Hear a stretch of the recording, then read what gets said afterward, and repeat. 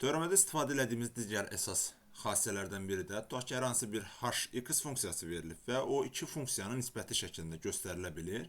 O zaman bizdən əgər hx funksiyasının teoreməsini soruşursa, burada qayda olaraq biz belə yazırıq. h(x) bərabərdir.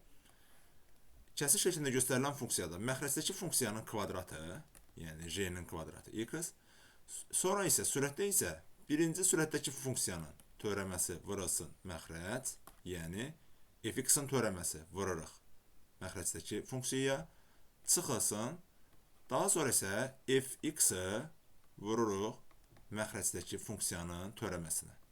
Nümunə bir misal üzərində baxaq. Tutaq ki, bizə hər hansı bir hx funksiyası verilib və 9x bölünsün x kvadrat.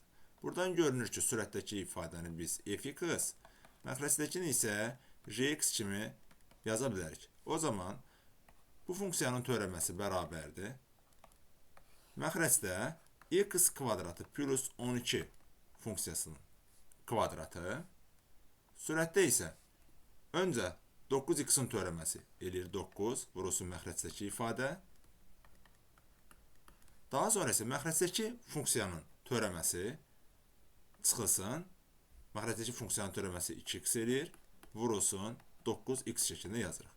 Və yekun olaraq h(x)-i bu şəkildə göstərə bilərik. Məxrəcdə x kvadratı plus 12 kvadratı, sürətdə isə 9x kvadratı plus 108 çıxılsın 18 x-in kvadratı. Və burada da sadələşdirməni apararaq, əgər bizə verilən nöqtə varsa, yerinə qoyaraq hesablaya bilərik.